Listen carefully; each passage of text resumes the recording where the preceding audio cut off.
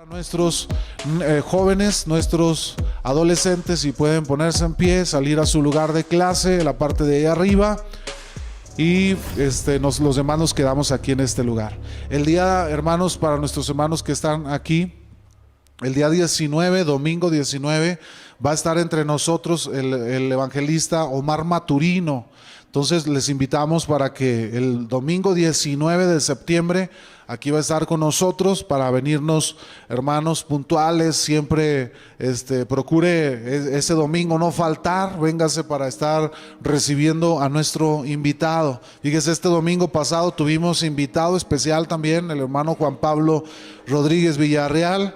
Y bueno, vamos a aprovechar, hermanos, cuando viene alguien, nos visita, nos predica la palabra. Qué bendición, hermanos, el poder recibir un mensaje, el tener un invitado entre nosotros, un siervo del Señor. Sin más, quiero que pasemos, hermanos, a nuestra lección del día de hoy, Mateo capítulo 6, versículo 12. Me voy a tratar de ir lo más rápido posible, pero lo más probable es que esta clase la dividamos en dos, porque está un poquito extensa, hermanos, pero vamos a tratar de irnos lo más rápido posible en la lección. Ya saben todos, hermanos, cuando usted mire una cita bíblica, adelántese para que la busque en su Biblia y cuando llegue el momento poderla leer todos juntos. ¿Sí, hermanos? Mateo 6:12, le voy a dar lectura, hermanos, porque de alguna manera hemos venido leyendo este pasaje durante toda esta serie. La palabra del Señor nos dice, Mateo 6:12, así como se encuentra en su lugar, pero con la reverencia debida a nuestro Dios, dice el versículo 12, y perdónanos nuestras deudas, como también nosotros perdonamos a nuestros deudores. Perdónanos nuestras deudas, como también nosotros perdonamos a nuestros deudores. Esta es la lección del día de hoy. Perdónanos nuestras deudas. ¿Alguna vez le han perdonado una deuda, hermano? ¿Alguna vez le han dicho, así estamos a mano, no tienes que pagarme? ¿Alguna vez se lo han hecho, hermano? Que usted le deba a Coppel y Coppel le diga, saldado, ¿verdad? Ay, Señor de poder, ¿verdad? Bueno, Coppel no lo va a hacer, ¿verdad? Pero a lo mejor alguna vez pidió prestado a alguien y esa persona le dijo a usted, no te preocupes por pagarme, así déjalo, estamos a mano. ¿Sí lo han hecho, hermano? ¿Se lo han hecho alguna vez? A mí me lo llegaron a hacer en alguna ocasión y se siente bonito, hermano. Se siente bonito que alguien te diga desinteresadamente, sin buscar otro fin, decirte, no te preocupes, no me pagues, todo está saldado, estamos bien, ¿verdad? Es algo hermoso. El Señor nos invita, hermanos, en esta oración del Padre Nuestro, viene esta frase, esta oración, y perdónanos nuestras deudas. Pero añade otra oración, dice, así como nosotros también perdonamos a nuestros deudores. Ahora yo le pregunto, ¿usted alguna vez ha perdonado una deuda?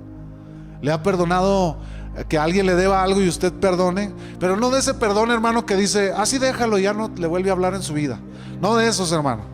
Uno que usted diga, no te preocupes, no me pagues, así estamos bien y seguimos siendo amigos y hermanos o familia, etcétera, como si nada hubiera pasado. ¿Lo ha hecho alguna vez, hermano? Yo también he tenido esa satisfacción de poderle decir a alguien, no te preocupes, no me tienes que pagar, así estamos bien. Y también se siente muy bien, hermano, se siente muy bonito el poderle perdonar a alguien una deuda. Ahorita a lo mejor se viene a la mente una deuda financiera. Ahorita vamos a ver a qué se refiere el pasaje con esta frase que dice, y perdónanos nuestras deudas. El apóstol Pedro, hermanos, dijo en su primera carta de Pedro, que el amor cubre, dice la escritura en primera de Pedro 4:8, si alguien lo puede buscar o lo tiene y lo quiere leer en voz alta. Mira, hermano Víctor.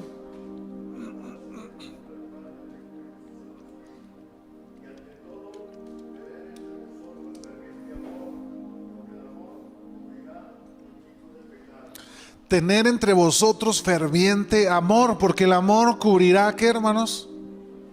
Multitud de pecados. Una de las maneras más importantes, hermanos, en que se hace esto es a través del perdón, ¿sí? A través del perdón nosotros estamos demostrando, hermanos, ese amor en nuestro corazón. Y el perdón, hermanos, cubre una multitud de pecados. Cuando Cristo nos perdonó, hermanos, nuestros pecados fueron perdonados, ¿sí? Su amor cubrió esos pecados que había en nosotros, los quitó, los borró de nuestra cuenta. El amor, el perdón quita cargas tremendas, hermanos, del corazón. El perdón libera, el perdón, hermanos, trae frescura al corazón, nos llena de amor, hermanos. Por eso es muy importante el perdón. Y nosotros, hermanos, tenemos un Padre. El Dios de los cielos es un Dios que perdona, ¿cierto o no? Es un Padre que perdona, es un Padre amoroso el que nosotros tenemos. Lo más esencial, bendito y sin embargo más costoso que hizo Dios fue proveer al hombre el perdón de nuestros pecados. Primera instancia, es sumamente esencial, hermanos, porque nos mantiene alejados del infierno y nos da gozo en esta vida. El perdón de Dios, hermanos, ¿cuántos están de acuerdo en que nos aleja del infierno? ¿Cierto o no, hermanos?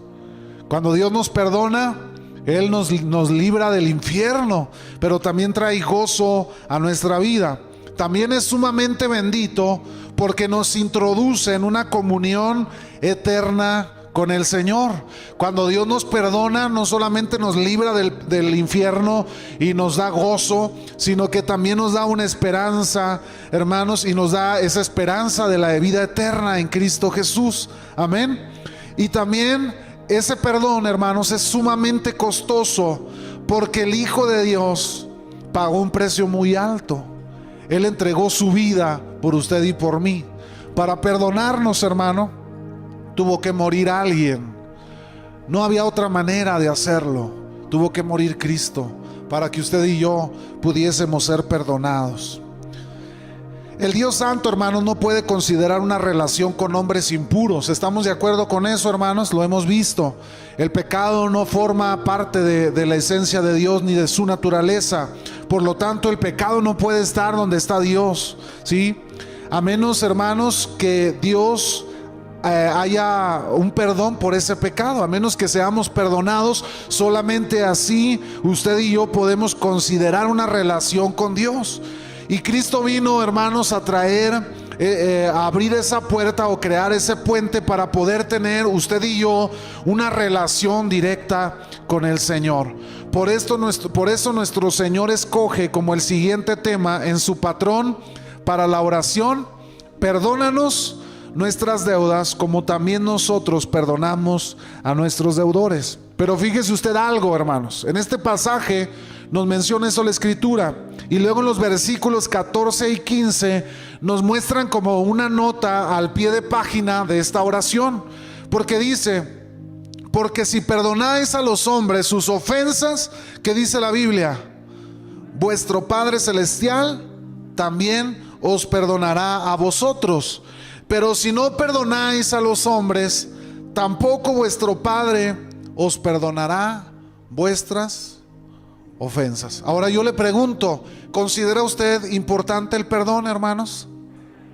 ¿Considera que sea importante en la vida del cristiano el perdonar? Estamos de acuerdo también ahí, hermanos. El perdón del pecado, hermanos, es la necesidad más grande del corazón humano, porque el pecado tiene un efecto en dos aspectos. El primero, el pecado promete condenar a los hombres para siempre. El que peca, hermanos, el pecador está condenado, ¿sí? El pecador, el que vive en pecado, está condenado, ¿sí? Condenado al infierno, a la muerte eterna. Pero también el segundo aspecto es que el pecado roba, hermanos, la plenitud de la vida, cargando a la conciencia una incesante culpa. El pecador, hermanos, sin saberlo, vive siempre constantemente, hermanos, con esa conciencia del pecado que constantemente lo culpa. ¿Por qué el pecado se hunde más? ¿Por qué el borracho se hunde más en el alcohol, hermanos? Porque se culpa a sí mismo, el pecado lo va llevando a una culpa. Hace unos días veía una entrevista que le hicieron al gran boxeador Julio César Chávez, Y él dice, yo vivo, tiene 59 años, el gran campeón del mundo del boxeo, hermanos. Ningún otro boxeador ha obtenido lo que este hombre, Julio César Chávez, ha hecho en la historia del deporte del boxeo. Sí, muchas peleas, muchos triunfos, mucho dinero, mucha fama. Él obtuvo muchas cosas por medio de las peleas, pero él dice: yo fui un adicto a la droga y al alcoholismo. Dice, de hecho, él dice que no ha bebido ni se ha drogado en 12 años, en los últimos 12 años, pero que toda su vida de boxeo, gran parte de su vida de boxeo, él fue un drogadicto y un alcohólico. Y dice, constantemente en mi corazón viene la culpa por lo que yo hacía, por lo que yo hice. El pecado, hermanos, nos roba la paz. El pecado constantemente nos culpa, nos hace sentir culpables por lo que hacemos, porque le fallamos a Dios. En cierta manera, aunque el ser humano no lo vea de esa manera, pero esa culpa es por el pecado, ¿sí? En esta última instancia, hermanos, en última instancia, el pecado separa al hombre de Dios, ¿cierto o no, hermanos? ¿Sí? De modo que es incuestionablemente el principal enemigo y el problema más grande del hombre, del ser humano. El pecado es el problema más grande. Vamos a ver algunas de las citas que están aquí, hermanos. Romanos 3, 10 al 12, si alguien lo tiene ya ahí listo. Claudia, si lo puedes leer, hermana Claudia.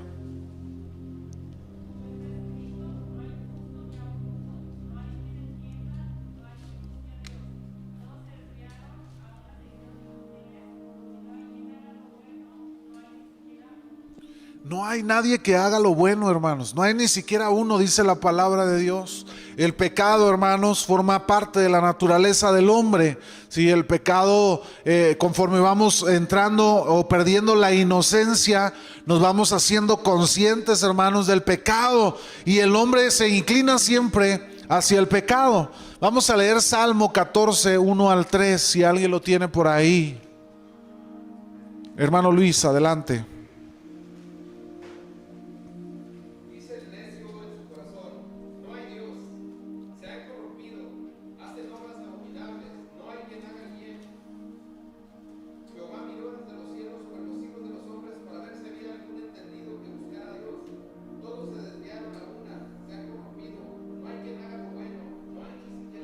Es una referencia, hermanos, de Romanos, ¿sí? Romanos es una referencia del libro de los Salmos. Que no, el ser humano, hermanos, está corrompido en el pecado. El pecado es un problema en la vida del hombre porque el pecado nos separa de Dios, ¿sí? Vamos a ver Salmos 53, 1 al 4. Si alguien lo tiene por ahí, hermanos, listo, lo puede leer en voz alta. Salmos 53, 1 al 4. Hermano Luis, ¿lo tienes? Si lo puedes leer, por favor. Dice el necio en su corazón: no hay Dios. Se ha corrompido y se ha abominable maldad. No hay quien haga bien. Dios de los cielos miró sobre los hijos de los hombres para ver si había algún entendido que buscara a Dios. Cada uno se había vuelto atrás, todos se habían corrompido. No hay quien haga lo bueno, no hay ni a uno. No tiene conocimiento todos los que se iniquidad, que devoran a mi pueblo como si tuviesen pan, y a Dios no invocan. Amén. A Dios no invocan.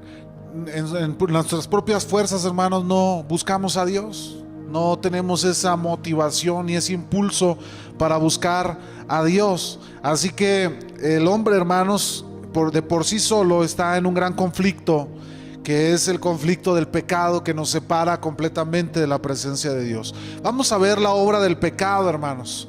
La obra del pecado. El pecado gobierna el corazón de cada hombre. Su virus ha contaminado a cada ser viviente. Si usted creía que el coronavirus era el virus más contagioso, hermanos, o el más letal, no es así. El pecado, hermanos, es más letal, porque el pecado no solo le puede quitar la vida física, sino también su vida eterna, la muerte eterna. Amén. Entonces el pecado, hermanos, la única vacuna que hay para el pecado es Cristo Jesús. Amén. Tenemos que venir a Él. El pecado, hermanos, es el poder degenerado en la corriente humana que hace que el hombre sea susceptible a la enfermedad, a la dolencia, a la muerte y al infierno.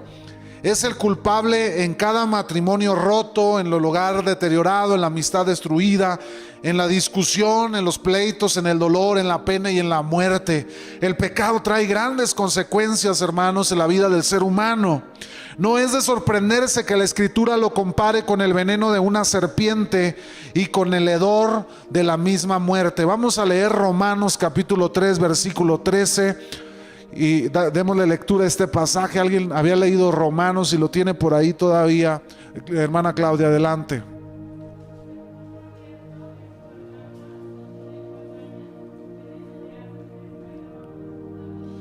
Fíjese nada más el pecado, hermanos, en la vida del hombre. ¿Cuál es la obra del pecado, hermanos? El pecado, como veíamos ahorita, es una enfermedad moral y espiritual para la cual el hombre no hay ninguna cura, hermanos. Una cura física usted no va a encontrar. Vamos a leer Jeremías 13 al 23, hermanos. 13, 23, perdón. Jeremías, libro de Jeremías 13, 23. Si lo puede leer, hermanos, alguien en voz alta para escuchar la lectura. Jeremías 13, 23. El pecado no tiene cura, hermano Luis.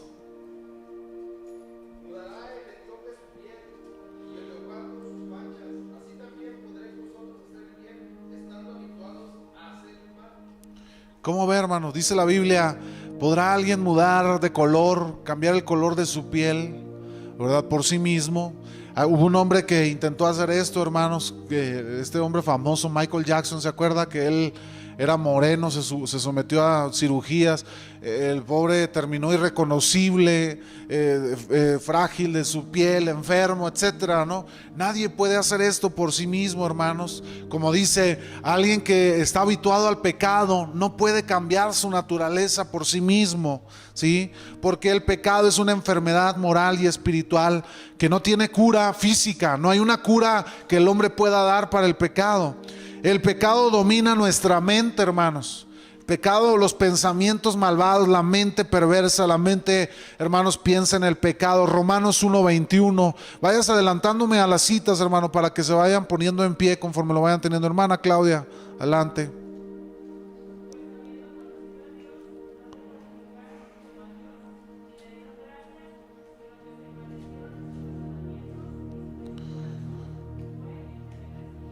Se envanecieron en sus maneras de pensar, hermanos. El ser humano se envanece en su mente. El pecado domina la mente, el pecado domina la voluntad. Vamos a leer Jeremías 44, 15 al 17, hermano Víctor.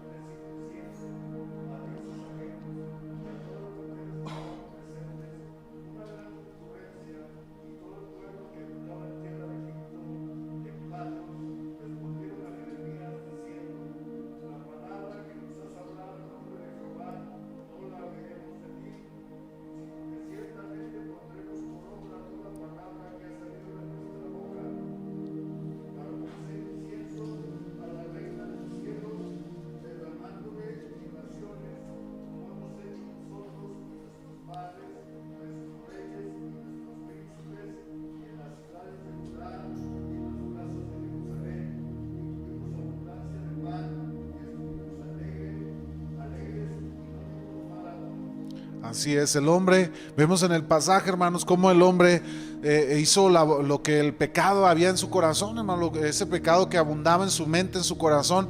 Ellos dijeron, nosotros no vamos a oír a Dios, vamos a hacer lo que a nosotros nos parece. El pecado, hermanos, domina nuestra voluntad. Aquella persona la cual no ha venido a Cristo, hermano, el pecado tiene control de su vida, tiende a pecar, a fallar. Hablando de este gran boxeador, ¿verdad? Él dice, yo me drogaba, que hacía lo que quería. Dice, él comenta, me regalaban las bolsas llenas de cocaína y que él diario, hermanos, se probaba esa droga, así, el alcohol. Él tomaba alcohol todo el día. Hermanos, el pecado, hermanos, es algo en la vida del hombre que le empieza a dominar completamente su voluntad. El pecado también domina las emociones y los afectos. Alguien lea Juan 3:19, Paco, adelante, hermano.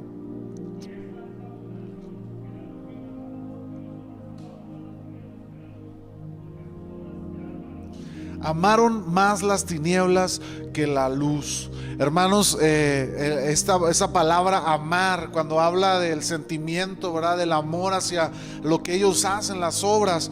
El pecado, hermanos, empieza a dominar esos sentimientos, esos afectos. Empiezan a amar al pecado, empiezan a abrazar el pecado en su vida, ¿sí? El pecado también pone al hombre bajo el control de Satanás. Vamos a leer Efesios capítulo 2, versículo 2. Si alguien lo tiene, hermanos, hermano Francisco, Paco.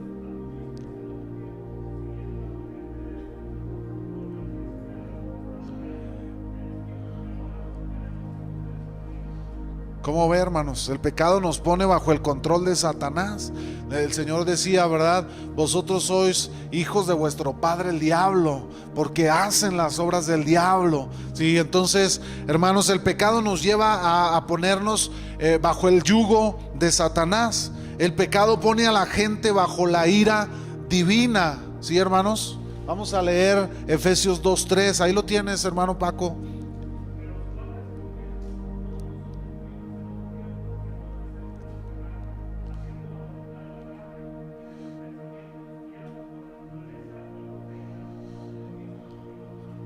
Hijos de ira. Hermanos, el pecado tendrá un castigo. Dios va a castigar al que practica el pecado. Hay un castigo por el pecado. Entonces, hermanos, el pecado nos pone bajo esa ira divina que va a recibir el pecado, por lo cual el que es un pecador, el que practica el pecado, pues recibirá ese castigo, hermano, de la ira divina. El pecado somete a los hombres a la miseria. Leamos alguno de los pasajes que está ahí, ya sea Job o Isaías. ¿Alguien tiene Job, hermanos? Hermano Luis, y usted. Pero como las chispas se levantan para volar por el aire, así el hombre nace para la aflicción. Así el hombre nace para la aflicción, hermanos. El pecado nos mantiene en la aflicción. Desde que nacemos, ciertamente el ser humano, hermanos, está en aflicciones, ¿cierto o no? ¿Verdad? Desde que nace, nosotros celebramos el nacimiento, hermanos, y la muerte la lamentamos, pero la Biblia dice que delante de los ojos de Dios la muerte de los santos le es grata al Señor, hermanos. ¿Por qué? Porque se acaba la aflicción, mientras que al que nace va naciendo apenas, hermano, para la aflicción. Sí, entonces el pecado nos somete a la miseria en este mundo, porque el pecado trae muerte, enfermedad. El pecado, hermanos, trae destrucción, trae miseria a la vida del hombre. Leía hace unos par de días una noticia de un niño, que tenía como un tumor en su cabeza. Y ese tumor se le estaba expandiendo en su cerebro. Sus ojos se le salían se le volteaban pues de la órbita, se le iban hacia otros lados, y eran dolores muy fuertes en su cabeza. El niño falleció hace un par de días por ese tumor en su cabeza. Era un niño muy famoso que se hizo youtuber en las redes sociales, y era muy famoso, obtuvo premios de parte de YouTube por la cantidad de seguidores que obtuvo, pero el niño falleció. Y uno dice, qué lamentable. Yo leía comentarios de la gente que ponía ahí en los comentarios sobre esta nota. Decían, qué triste, ¿por qué ese dolor para los padres? ¿Por qué ese dolor para el hombre? Hermanos, en este mundo tenemos aflicción, vivimos en miseria, ¿sí? Sometidos al yugo del pecado y al yugo de Satanás. Hermana Marta, ¿tendrá Isaías por ahí listo? 48:22.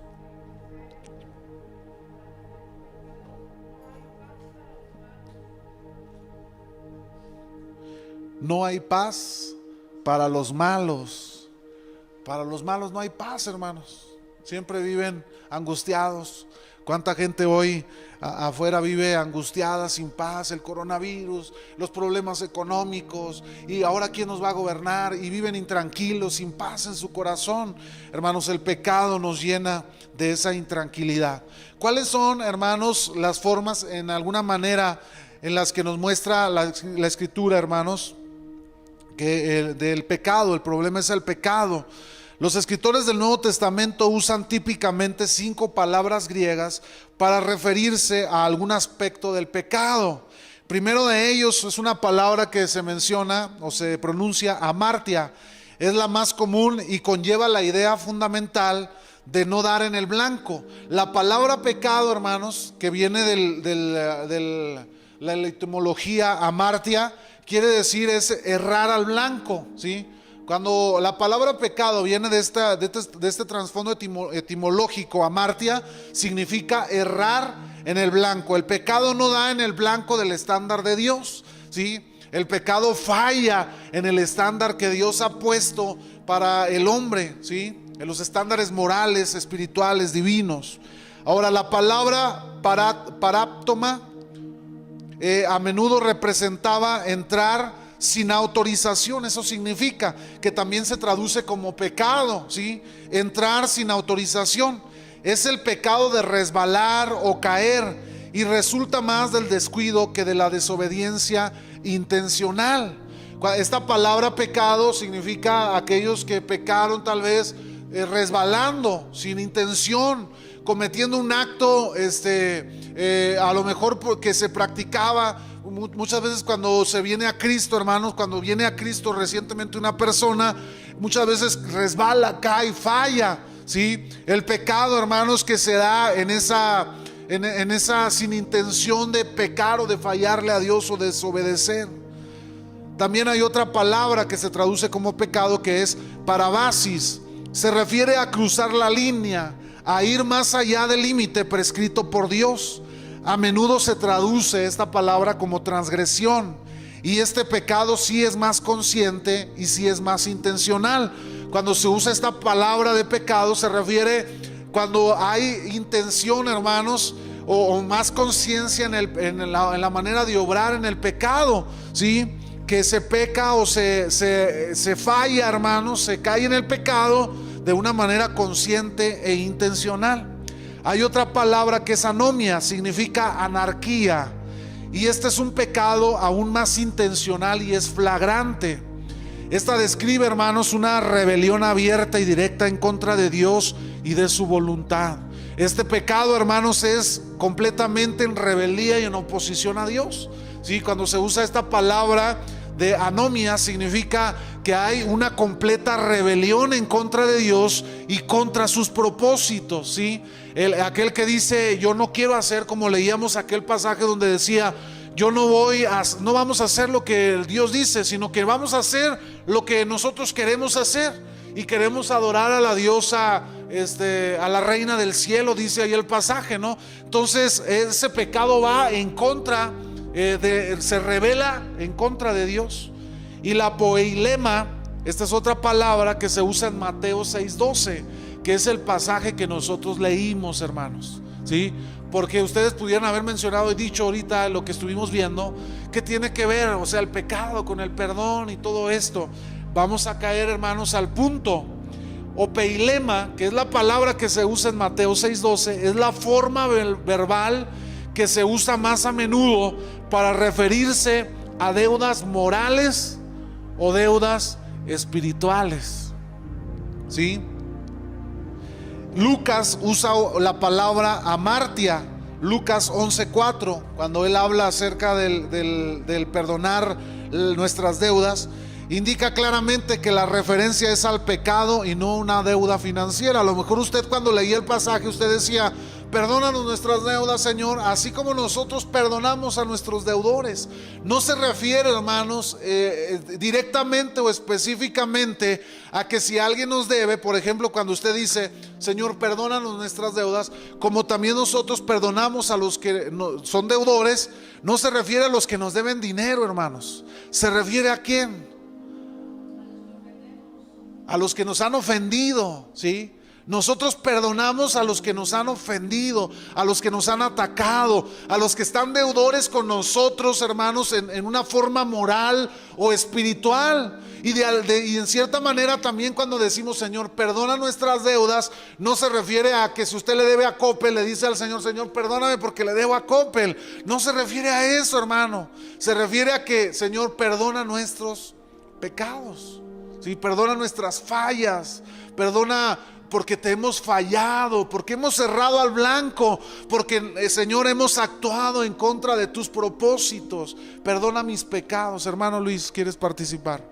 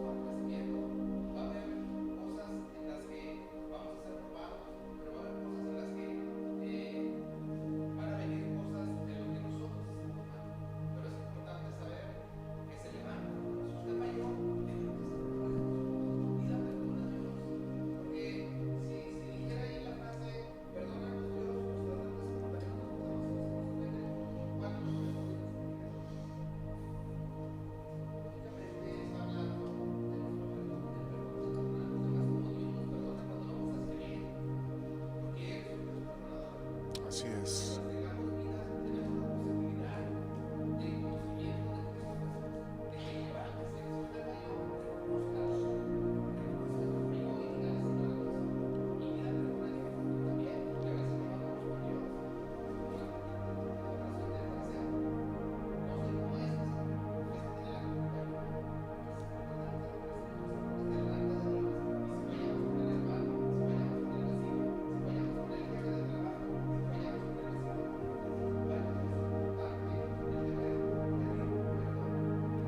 Así es. Hermanos, Mateo usa el término opeilema porque correspondía al término arameo, ¿sí? Era más común esa palabra pues hilarla al pecado, a la ofensa hacia Dios, ¿sí? Que estábamos deudores espiritualmente y moralmente con el Señor. Eso, así le usaban esa palabra los judíos. Es un término que representaba la deuda moral o espiritual con el Señor. Puesto que esta oración, hermanos, es un modelo para que lo usen los creyentes, las deudas a las que se refieren aquí, bien lo mencionábamos ahorita y lo mencionaba también el hermano Luis, son las que los cristianos contraen cuando pecan hacia Dios, ¿sí? Cuando nosotros le fallamos a Dios. Señor, perdónanos nuestras deudas. Nosotros creemos en Cristo, ¿cierto o no, hermanos? El Señor nos perdonó. Cuando venimos nosotros a Él, nos arrepentimos, creemos en Él, hermanos. La Biblia nos dice que a los que creen en su nombre nos ha dado la potestad de ser hechos hijos de Dios. La Biblia dice que Él toma nuestros pecados, hermanos, y los arroja a lo profundo de la mar y nunca más se vuelve a acordar de ellos, dice la Escritura. Pero ciertamente, hermanos, seguimos pecando o no seguimos pecando después de creer en Cristo. Lo seguimos haciendo, ¿sí? Seguimos fallando, seguimos equivocándonos. Ya contestamos mal, ya tal vez actuamos mal, a lo mejor alguien resbaló y falló, hermanos, pecó, se equivocó, etcétera, hermanos. Pero la Biblia nos dice que la oración, yo le mencionábamos al principio de esta serie, que la oración del Padre Nuestro se debió haber llamado la oración de los discípulos, porque fue la oración que Cristo le enseñó a sus discípulos para orarla, para que ellos se acercaran a Dios en oración. Nos estaba enseñando a orar, y Él nos está diciendo, hermanos, que cuando nosotros oremos a Dios, le presentemos a Él también, o vengamos a Él confesando, hermanos, aquellos errores, aquellos pecados, aquellas equivocaciones que usted y yo tal vez hemos cometido, ¿sí? Pero también en la oración nos hace una referencia que vamos a ver más adelante, en la cual nos dice el Señor, pidámosle a Dios perdón, pero también mantengamos nuestra vida, hermanos, a cuentas con nuestro hermano, ¿sí?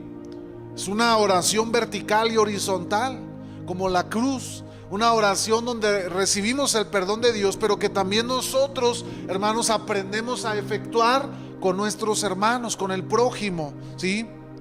Infinitamente, hermanos, más importante que nuestra necesidad del pan diario es nuestra necesidad del continuo perdón del pecado.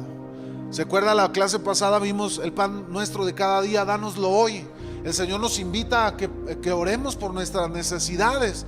Pero, hermanos, nosotros creemos también mucho más necesario, mucho más importante el venir y orar para que Dios, mantenernos a cuenta siempre con el Señor. Todos nos equivocamos, todos fallamos. Puesto que el problema más grave del hombre, hermanos, es el pecado, su necesidad más grande es el perdón. Eso, ahí se pegó, hermanos, no es el yeso del yeso que pone, y eso, ¿verdad? Es exactamente lo que Dios provee. Dios nos provee perdón. Dios nos perdona, hermanos. ¿Cuántos han experimentado el perdón de Dios en su vida? Lo hemos experimentado, hermanos. Aunque hemos sido perdonados del castigo final, hermanos, del pecado, Dios nos ha salvado. Necesitamos experimentar el perdón habitual de Dios por los pecados que usted y yo continuamos cometiendo, ¿sí? Usted y yo seguimos fallando, hermanos. Y venimos, el salmista David, él decía: Señor, yo te pido, Señor, que me libres aún de los pecados que me son ocultos, pecados que yo tal vez no recuerdo o desconozco. El salmista oraba, hermanos, por aquellas situaciones que tal vez desconocía, que había fallado, que había pecado, hermanos, que había cometido un acto que no era lícito delante de Dios, y dice: líbrame aún de mis pecados que me son ocultos.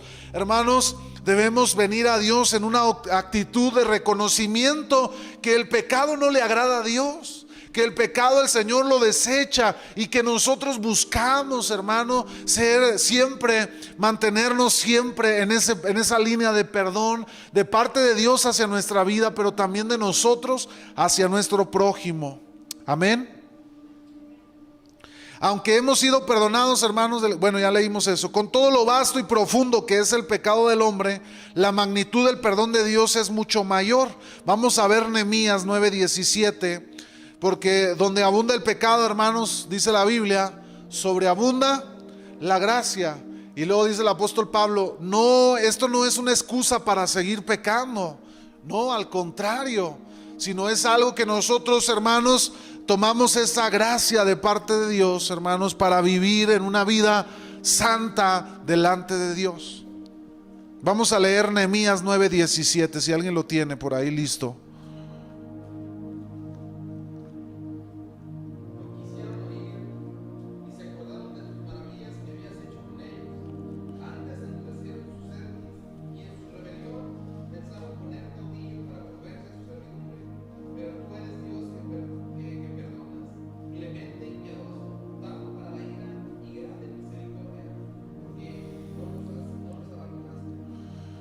Dios es un Dios misericordioso, hermanos, grande y clemente, lento para la ira y grande en su misericordia. Entonces, pedir perdón implica confesión, hermanos. Pedir perdón implica confesión. El pecado que no se confiesa, hermanos, no puede ser perdonado. Porque dice la Biblia, hermanos: el que encubre sus pecados no prospera, mas el que los confiesa y se aparta alcanza misericordia. Hermanos, el pecado que no se confiesa no puede ser perdonado. Cuando confesamos nuestros pecados, estamos de acuerdo con Dios de que el pecado es perverso, es malo, es contaminante y que no tiene lugar en la vida de aquellos que le pertenecen a Dios. El pecado no debe de ser algo habitual en la vida del creyente, hermano. Si usted está practicando el pecado, si usted está viviendo en pecado, algo no está bien, hermanos, en su relación con Dios, algo no está bien en su vida hacia Dios, hermano. Y aunque pretende esconder que su pecado, aunque pretenda aparentar que el pecado no está en su vida, pero usted está consciente de que lo está haciendo, hermano, y usted no lo confiesa delante de Dios y no se aparta de él, la Biblia nos dice, hermano, que el que encubre el pecado no va a prosperar, no va a alcanzar la misericordia de Dios. El que encubre el pecado, hermanos, no puede prosperar delante de Dios, pero el que lo confiesa y el que se aparta de él alcanza su misericordia. Satanás, hermanos, así como también nuestra naturaleza orgullosa, luchan contra cualquier clase de admisión de una fechoría, pero la confesión es el único camino hacia una vida libre y gozosa. Mira, hermano, por ejemplo, ¿verdad? Usted sabe, cuando un niño que hace una travesura, ¿qué es lo que hace el niño, hermanos? Cuando el niño hace una travesura, el niño niega todo, ¿verdad? Hasta parece que le asesora un abogado, ¿verdad? No digas nada porque todo puede ser usado en tu contra, ¿verdad? Y el niño hace algo en casa. Nuestros niños, nosotros experimentamos eso todos los días, hermano. El niño quebró algo, el niño perdió algo, el niño hizo algo, y luego ¿quién fue? Yo no fui. No, yo no fui.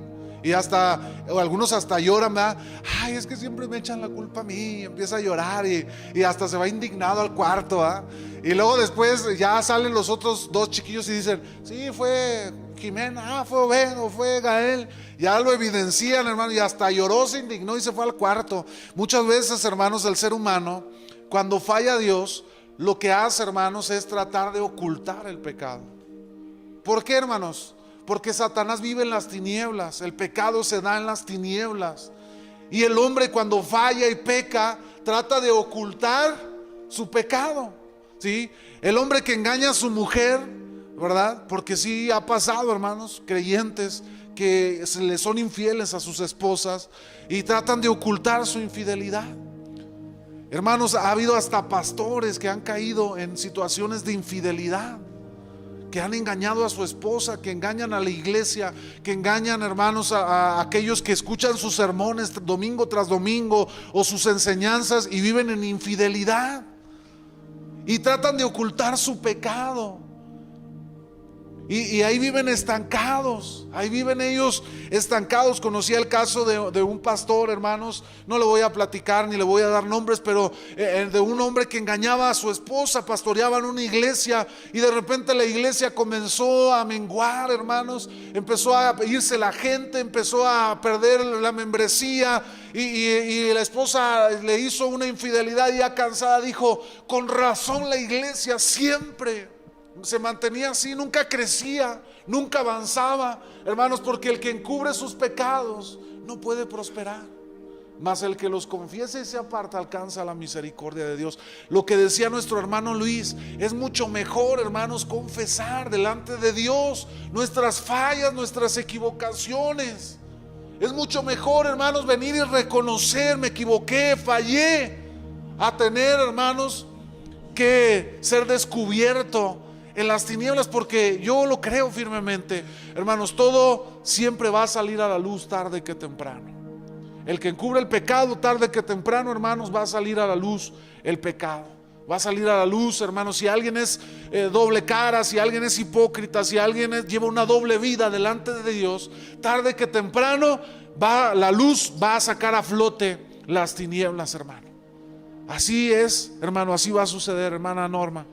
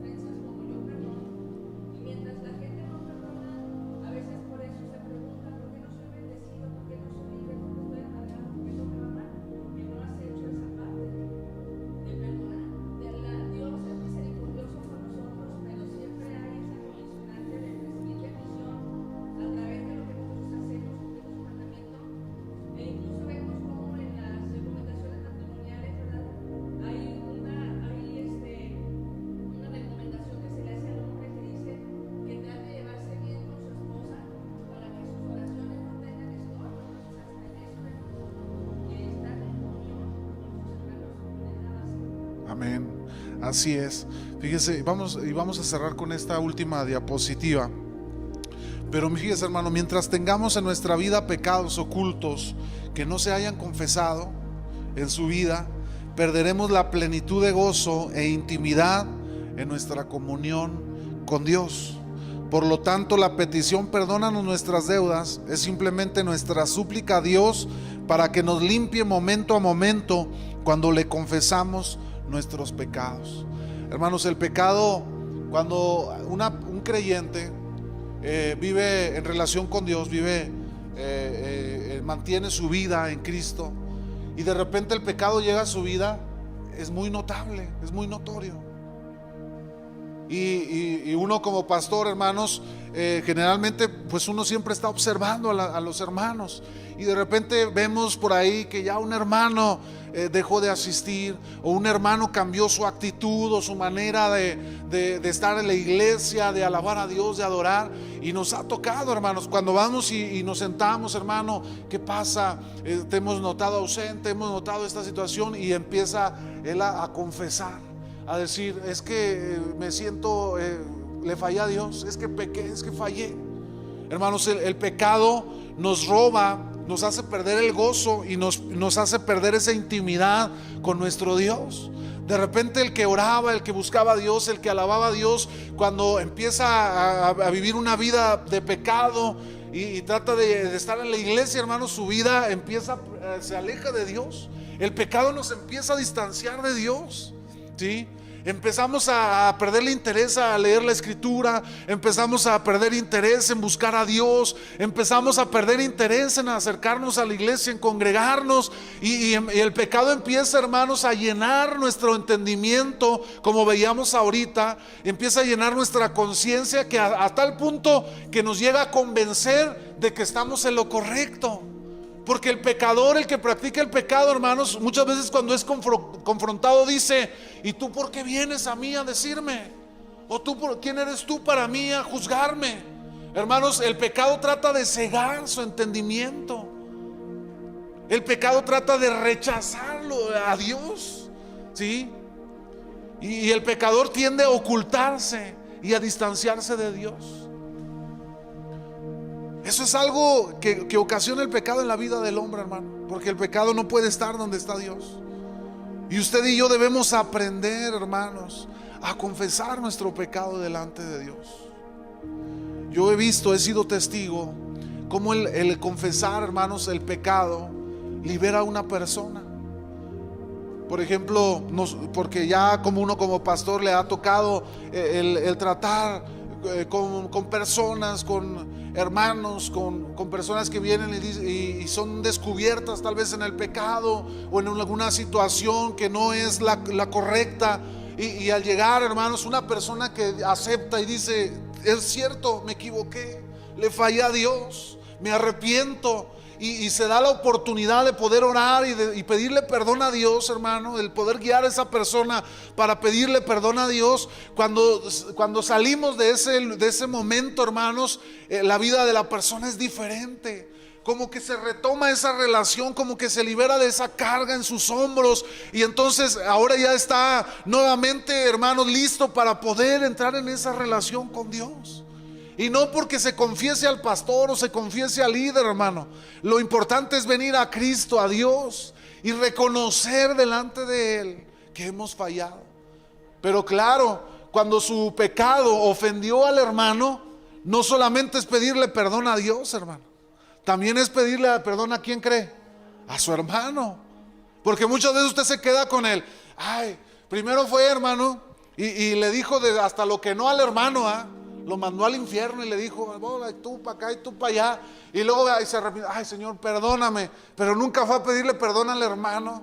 Hermano, ¿a quién fue y le dijo de qué se iba a morir?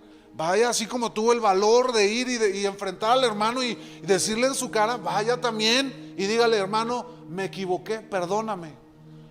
Perdóname por haberte hablado así, perdóname por haberte ofendido, perdóname por haber actuado en contra tuya. El ladrón, hermano, que le robó al hermano y luego vino a la iglesia y le dijo a Dios: Señor, perdóname. Sí, Dios nos puede perdonar, pero también vaya y pida perdón a su hermano. Devuélvale. ¿Qué dijo Zaqueo, hermano? Si a alguien yo le robé, 4 veces le regreso lo que le he robado. Así, hermano, debemos ser, hermanos, así.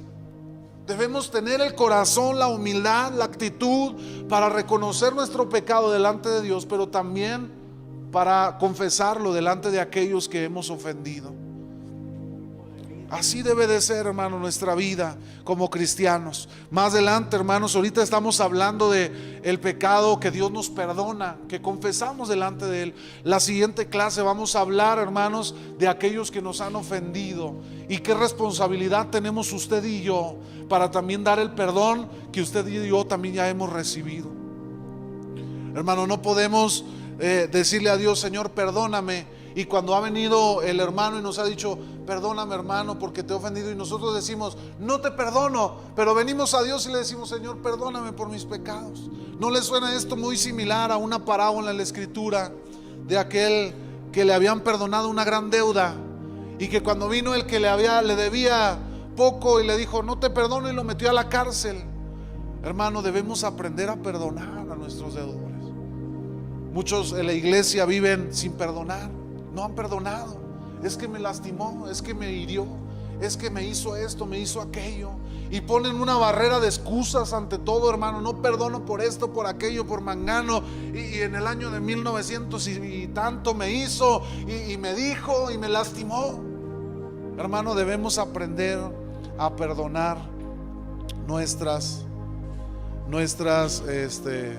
aquellos que nos ofenden a nosotros.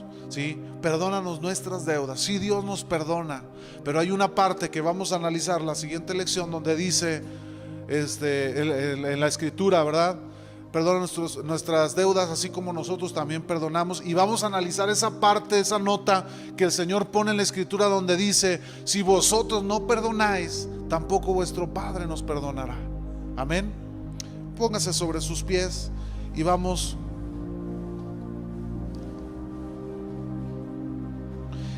a estar haciendo una oración por esta clase y por la ofrenda, para venir a depositar nuestras ofrendas aquí a nuestro ofrendero. Cierre sus ojos y oremos a Dios. Señor, te damos gracias en esta noche por tu presencia, Señor. Gracias por la palabra, la enseñanza que has traído. Señor, yo quiero poner en tus manos a cada uno de mis hermanos, mi Dios, a cada uno de nosotros. Sabemos que no estamos exentos, Señor, de fallar, que no estamos exentos, Señor, de caer en una situación, Señor, de pecado, mi Dios, pero también deseamos nosotros, Señor, ser santos como tú lo eres, mi Dios, vivir siempre, mi Dios, tomados de tu mano. Oramos, Señor, también para que tú siempre nos prepares para tener un corazón perdonador, un corazón que sepa amar a nuestros hermanos, abrazarlos, Señor, perdonarles aún y a pesar cuando nos han ofendido, cuando nos han lastimado, cuando han hecho algo en contra nuestra, Señor, cuando han abusado, Señor, de nosotros. Aún así nosotros debemos, Señor, ser perdonadores, tener un corazón que perdona, mi Dios. Yo te ruego en esta noche, Señor, que seas tú obrando en cada corazón, y yo te ruego que toques cada corazón, cada vida, Señor, a cada uno de mis hermanos que están hoy aquí en este lugar, Señor. Bendice, Dios, que esta semilla pueda dar fruto en nuestros corazones al 100%, Señor, en nuestras vidas, y pueda dar fruto, Señor, en abundancia para gloria de tu nombre. Gracias te damos, Señor. De igual forma, queremos pedirte, Señor, por las ofrendas y los diezmos que serán traídos al alfolí. Bendícelos, multiplícalos, Señor, mi Dios, que los fines para los cuales es destinado, Señor, prospéralos, mi Dios, suple todo lo que hace falta, Señor, para gloria de tu nombre. Yo levanto una oración por mis hermanos, por las obras de sus manos, sus trabajos, sus negocios. Que sea tu bendición en medio de sus vidas, Señor, prosperando el camino, Señor, prosperando la obra de sus manos, en el nombre precioso de Cristo Jesús nuestro Señor. Amén y amén. Puede pasar.